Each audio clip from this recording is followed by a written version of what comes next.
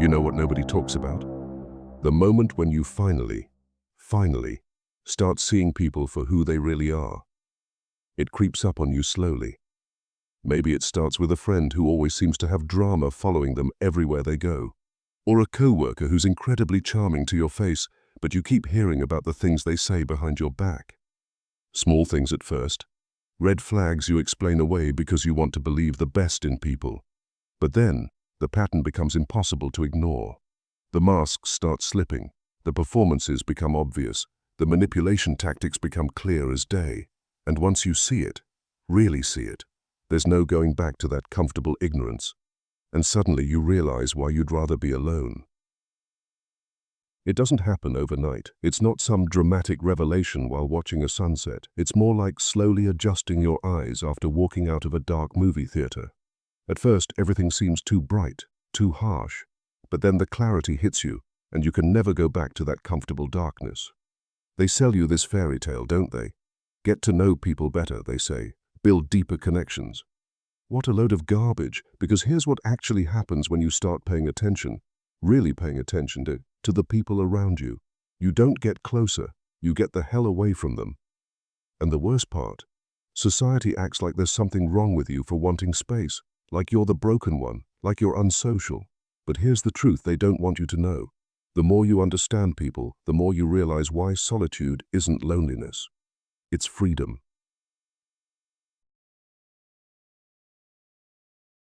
Let me paint you a picture. You meet someone new. First few conversations, golden. They're charming, funny, seem genuine. You think, finally, someone real. Maybe it's at work, maybe through mutual friends, maybe on a dating app. Doesn't matter. The pattern is always the same. But then, something happens. You start noticing the cracks. The way they change their entire personality depending on who's in the room. Watch them with their boss versus their subordinates, with their parents versus their friends, with someone they're trying to impress versus someone they think they're better than. It's like watching a masterclass in shape-shifting, and it's disturbing how seamless the transitions are. How they trash talk their best friend the moment that friend leaves. Not just casual complaints. We all vent sometimes, but the vicious, calculated character assassination that happens the second that person is out of earshot. They'll spend 20 minutes dissecting everything wrong with someone they just hugged goodbye. The way they fish for compliments by putting themselves down, then get irritated when you don't bite. I'm so ugly today, they'll say, waiting for you to disagree.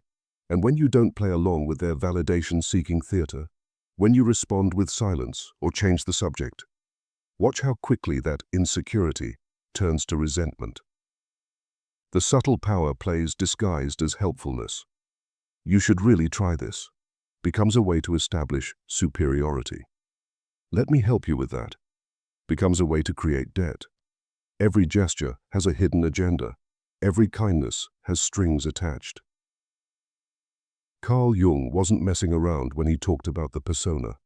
That mask everyone wears to survive society. But here's what Jung didn't prepare you for. Once you see the mask, you can't unsee it. And once you realize everyone is wearing one, game over. You start watching people perform their little social theater, and it's exhausting. They're all playing characters they think will get them what they want: attention, validation, control, safety. The popular girl who's actually desperately insecure. The tough guy who's terrified of being seen as weak. The helpful person who's buying loyalty. The victim who's actually controlling everyone around them. And the scariest part? Most of them don't even know they're doing it. They've been performing for so long, they've forgotten who they are underneath the costume. But you do. And that knowledge? It's like swallowing poison. Remember when small talk felt normal? When "how's the weather" actually felt like a real conversation? When someone asked about your weekend and you thought they genuinely cared? Yeah, those days are gone. Now, when someone asks how you're doing, you can hear the script running in their head. You can see them waiting for their turn to talk, not listening to your response. They don't want the real answer. They want the performance. "I'm good, thanks. How about you?" And everyone can move on with their day, pretending they connected. You start timing these interactions. Elevator small talk, exactly 30 seconds of weather commentary. Grocery store checkout, precisely the amount of pleasant chatter it takes to scan your items. Office kitchen encounters. Just enough "how was your weekend" to fill the coffee-making silence. It's all scripted, all performance, all hollow. But what happens when you've developed emotional pattern recognition, when you can spot the insecurity behind their bragging? When you recognize that their story about their amazing vacation is really about proving they're living their best life? When you hear the fear behind their aggression, the emptiness behind their constant need for validation? You start hearing the hollow echo in every interaction. Your coworker complains about the same problem for the 100th time, not because they want solutions, but because they want attention. You've offered advice, you've listened sympathetically, you've tried to help them brainstorm, but they don't want solutions. They want an audience for their drama. Your friend only calls when they need something, but frames it like they're checking in. The call starts with "how are you?" But within 3 minutes they're asking for a favor, emotional support for their latest crisis, or validation for their recent decisions. Your family member uses guilt as their primary communication tool, then acts shocked when you don't play along. "I guess I'm just not important to you anymore," they'll say when you don't respond to their text immediately. "I suppose you're too busy for your old mom now." And suddenly, you're sitting there thinking, is this all there is? Is this what connection looks like? The answer is more disturbing than you want to admit. Here's where it gets dark, really dark. The more you understand people's motives, the less you can trust anyone. Not because they're all evil, though some definitely are, but because you start seeing the patterns, the tells, the moments when their mask slips and you glimpse what's really driving them. It starts small. You notice your friend always has an excuse when you need them, but expects immediate availability when they need you. You see how they keep score of favors, remembering every time they helped you but conveniently forgetting when you helped them. You realize that friend who always has your back? They're keeping score. Every favor comes with an invisible price tag they'll cash in later. "Remember when I helped you move?" becomes leverage in future disagreements. "After everything I've done for you" becomes emotional blackmail when you set a boundary. That romantic partner who seems so devoted? They love the idea of you, not the real you. They fell in love with the version of yourself you performed during the honeymoon phase. The moment you stop playing the role they've assigned you in their personal drama, when you have a bad day, express a different opinion, or prioritize something else, watch how fast that unconditional love evaporates. Your family member who claims they just want what's best for you? What they really want is for you to make choices that make them feel secure, that validate their own life decisions, that don't challenge their worldview. Your happiness is secondary to their comfort. The betrayals become predictable because the patterns are always the same. People protect their own interests first, always. They'll throw you under the bus to save face. They'll abandon you when supporting you becomes inconvenient. They'll use your vulnerabilities against you the moment you don't serve their needs. And here's the kicker. Betrayals stop being shocking. They become predictable. You see it coming from miles away. The friend who's going to throw you under the bus to save face when their lie gets exposed. The partner who's already checking out emotionally but hasn't told you yet because they need time to secure their exit strategy. The family member who's going to use your vulnerabilities against you the moment you don't fall in line with their expectations. Trust doesn't die from the betrayal itself. It dies from the knowledge that it was always inevitable. Want to know what's really messed up about society? Everyone's performing all the time, and they get angry when you stop playing along. You stop laughing at jokes that aren't funny. You stop pretending to be interested in conversations that bore you to tears. You stop nodding along when people say things you disagree with. You stop validating their need for constant attention and approval. And suddenly, you're the problem. You've changed, they say. You're not fun anymore. You're too serious. You're being negative. You used to be so easygoing. What happened to you? And you know what? They are right. Maybe you have changed. The way you have seen through the bullshit that you can't unsee anymore. So, you've just stopped pretending. You've stopped feeding the performance machine that keeps everyone comfortable in their delusions. You've stopped being their supporting actor in the play of their life. They want you to laugh at their recycled jokes, even when they weren't funny the first time. They want you to act impressed by their humble brags, even when you can see right through them. They want you to participate in their gossip sessions, even when you find them cruel and pointless. When you refuse to play these social games, when you respond authentically instead of automatically, they don't know how to handle it. Your authenticity becomes a mirror that reflects their performance, and they don't like what they see. Kierkegaard nailed it when he said, "The crowd is untruth." The more you see how desperately people cling to the crowd's approval, how they shapeshift to fit in, how they sacrifice their authentic selves for social acceptance, the more you realize you can't be part of that anymore, not without losing yourself.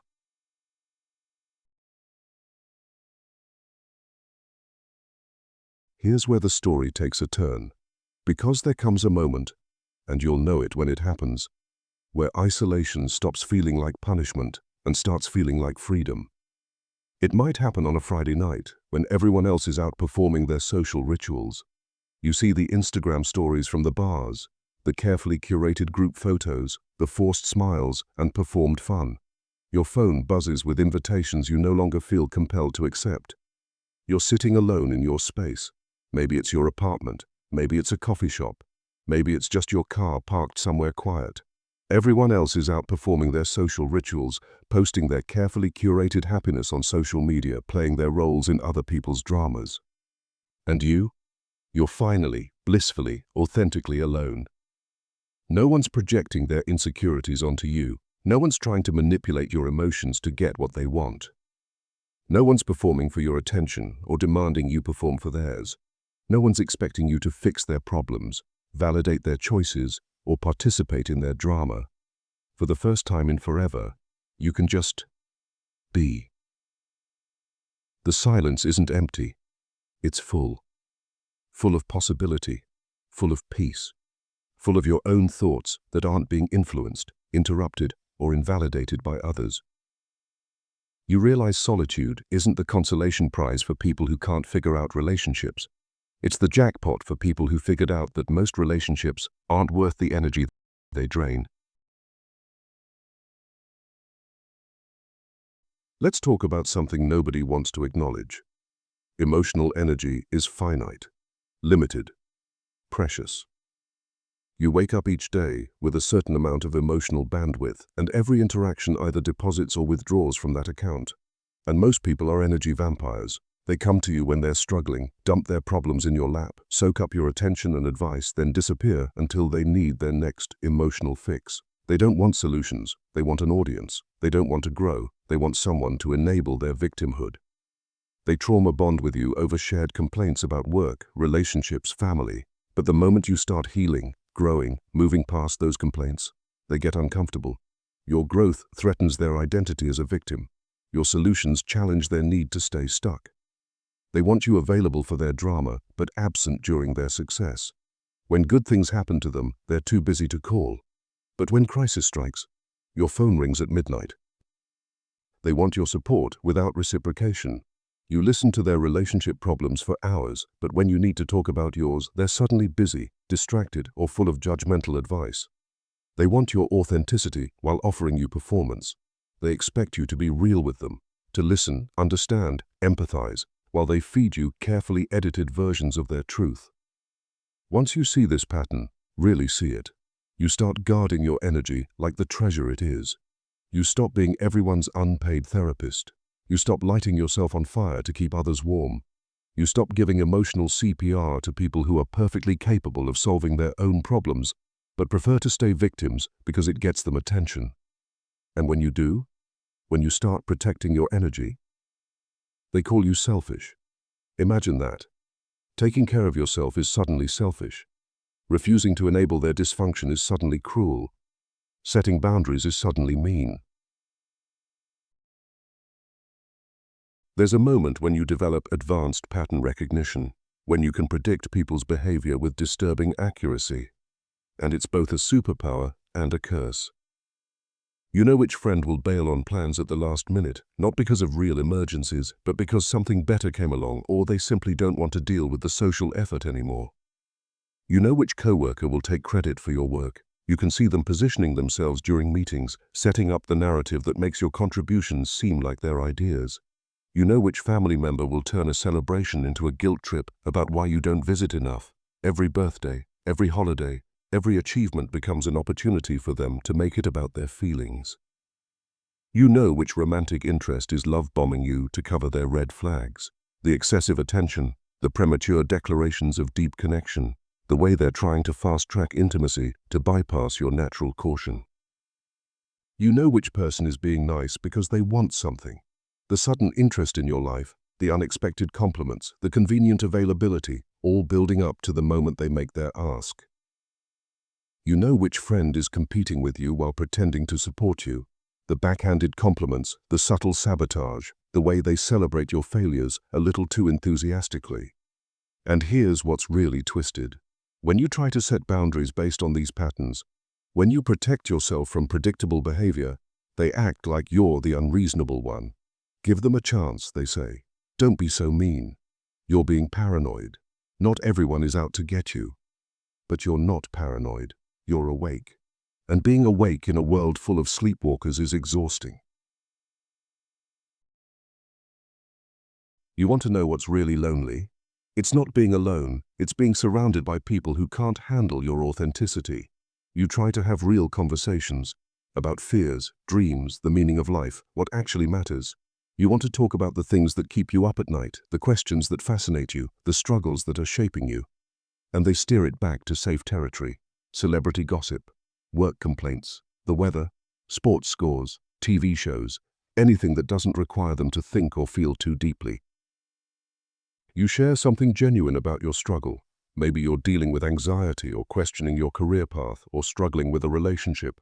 And they either try to fix you with surface-level advice, compete with your pain by one-upping your story, or change the subject because your reality makes them uncomfortable. You stop pretending everything is fine when it's not, and suddenly you're too much. You stop playing along with their illusions, and suddenly you're difficult. You express an opinion that challenges their worldview, and suddenly you're negative. You realize most people don't want real connection. They want comfortable familiarity. They want relationships that confirm their existing beliefs and make them feel good about themselves without requiring any growth or self-examination. Real intimacy, the kind where you can be fully yourself without performance, is rarer than unicorns. And don't get me started on social media. You scroll through feeds full of highlight reels and carefully crafted personas, and you know the truth behind the performance. You've had coffee with these people. You know what their real lives look like behind the filters and captions. You see the desperate need for validation disguised as confidence, the way people fish for comments and reactions, measuring their worth by likes and shares, the insecurity masked as success stories, the loneliness hidden behind constant social activity and group photos. Everyone's a brand now. Everyone's selling a version of themselves that barely resembles reality. The friend who posts about their amazing relationship while texting you about how miserable they are. The coworker who shares motivational quotes about authenticity while being the most fake person you know. You watch people you know personally posting about their incredible life and blessed existence.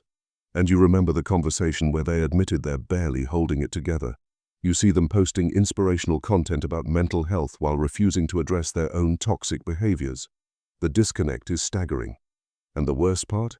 They believe their own performance. They get so caught up in maintaining the image that they lose touch with who they actually are underneath it all. The persona becomes more real to them than their authentic self.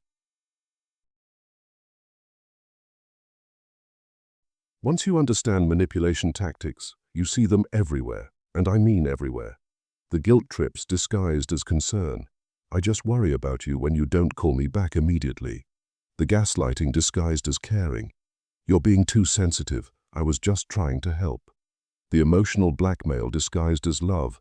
If you really cared about me, you would. The triangulation disguised as sharing. I was talking to our mutual friend, and they agree that you've been acting differently lately. The love bombing followed by calculated withdrawal, the way they use your empathy against you by playing victim when you set boundaries, the way they weaponize your kindness by taking advantage of your desire to help. You realize your supportive family member is actually controlling, using emotional manipulation to keep you dependent and compliant. Your caring friend is actually possessive, getting angry when you have other relationships or interests that don't include them. Your passionate romantic partner is actually obsessive, monitoring your behavior and punishing you with silent treatment when you don't meet their expectations. You see how people use tears to avoid accountability, how they use anger to shut down conversations they don't want to have, how they use helplessness to get others to carry their responsibilities, how they use guilt to control your behavior. And once you see it, you can't participate anymore, not without feeling like you're betraying yourself. Here's what really gets me. People will sacrifice their entire authentic selves to fit in, then wonder why they feel empty. They'll change their opinions based on who they're talking to, becoming liberal with their liberal friends and conservative with their conservative family members. They'll hide their real interests if they seem too weird, too niche, too different from what's socially acceptable. They'll agree with things they don't believe to avoid conflict, nodding along with conversations that make them uncomfortable rather than risk being seen as difficult. They'll laugh at jokes they find offensive to be accepted by the group, betraying their own values for social approval. And then they'll complain about feeling disconnected and unfulfilled, like something is missing from their lives. You want to shake them and say, "Of course you feel empty. You've hollowed yourself out to become whatever other people want you to be." But you can't save people from their own choices. You can't wake people up who are determined to stay asleep, and watching them choose conformity over authenticity, approval over integrity, comfort over growth, it's heartbreaking. So you step back. You stop trying to fix people who don't want to be fixed. You stop exhausting yourself trying to connect with people who can only relate to your mask, not your face. Society tells us loneliness is the worst thing that can happen to you. That being alone means you're broken, unlovable, failing at life. They paint solitude as punishment, as something to be afraid of, as evidence that you're doing something wrong. What a joke. You know what's actually worse than loneliness? Being surrounded by people who don't see you, don't hear you, don't know you, and don't want to. Being in relationships where you have to pretend to be someone else to keep the peace, where your authentic thoughts and feelings are too much, too weird, too intense for others to handle. Being around people who drain your energy with their constant need for validation, who doubt your reality when you share your experiences, and who diminish your spirit by treating you like a supporting character in their life story. That's the real isolation. That's the kind of loneliness that eats you alive from the inside. When you're alone by choice, protecting your energy, living authentically, that's not loneliness. That's self-respect. That's self-preservation. That's choosing your own well-being over other people's comfort. Here's what happens when you stop trying to collect people like trophies and start choosing connection carefully. You realize one authentic relationship is worth more than 100 shallow ones. One person who sees you, really sees you, is more valuable than an entire social circle that only knows your performance. You stop trying to be everything to everyone and start being yourself to the few people who can handle it. You stop exhausting yourself trying to meet everyone else's needs and start honoring your own. You quit the popularity contest and start playing the authenticity game. You stop measuring success by how many people want to be around you and start measuring it by how comfortable you are being yourself. And suddenly, the relationships you do have, the rare, precious few, become deeper, richer, more meaningful than anything you experienced in your people-pleasing days. You attract people who appreciate depth over surface, quality over quantity, truth over comfort. People who are also tired of the performance, who also value authenticity, who also understand that real connection requires vulnerability and courage. But here's the thing, those people are rare, really rare. And while you're waiting for them, you learn to be comfortable in your own company. Solitude becomes your fortress, not your prison. In the quiet of your own space, you can think your own thoughts without someone trying to change your mind. You can feel your feelings without someone trying to fix them or compete with them. You can pursue your interests without someone judging them or hijacking them for their own agenda. You can work on becoming the person you want to be instead of the person others need you to be. You can heal from past wounds without someone picking at them. You can grow at your own pace without someone rushing you or holding you back. You start to understand that the relationship with yourself is the foundation for every other relationship in your life. And if that foundation is solid, if you know who you are, what you value, and what you will and won't accept, then you can be selective about who gets access to your inner world. Your solitude becomes sacred space where you can recharge, reflect, and reconnect with your authentic self. One of the most liberating moments in this journey is when you develop the ability to say no without explanation, justification, or apology. Can you do me a favor? No. Want to hang out? No, thank you. Why are you being so unsocial? Because I choose to be. Don't you get lonely? No, I get peaceful. You stop over-explaining your boundaries. You stop feeling guilty for protecting your energy. You stop apologizing for having standards. You stop justifying your choices to people who wouldn't understand them anyway. And the people who can't handle your boundaries? They reveal themselves as people you don't want in your life anyway. Their reaction to your no tells you everything you need to know about their respect for your autonomy. Here's the truth nobody wants to hear. Most people are more comfortable with your struggle than your growth. They want you available for their problems, but not thriving beyond their level. They want you to stay small so they don't have to examine their own limitations. They want you stuck in the same patterns so they don't have to face the possibility of their own change. When you start isolating to focus on your growth, when you stop being available for everyone else's drama, when you start living authentically, they take it personally. Your peace threatens their chaos. Your boundaries challenge their sense of entitlement to your time and energy. Your growth highlights their stagnation. Your authenticity exposes their performance. And instead of being inspired by your journey, instead of asking how they might create more peace in their own lives, they try to pull you back down. Think of isolation as a social detox. You're clearing out the toxins, the energy vampires, the fair-weather friends, the conditional love, the performative relationships, the drama addicts, the boundary pushers. It's uncomfortable at first. You might feel lonely. You might doubt yourself. You might wonder if you're making a mistake. The silence might feel loud. The space might feel empty.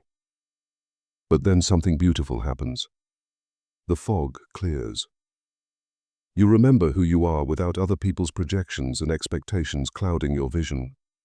You rediscover your interests, your values, your dreams, the ones you buried to fit in with people who never really accepted you anyway.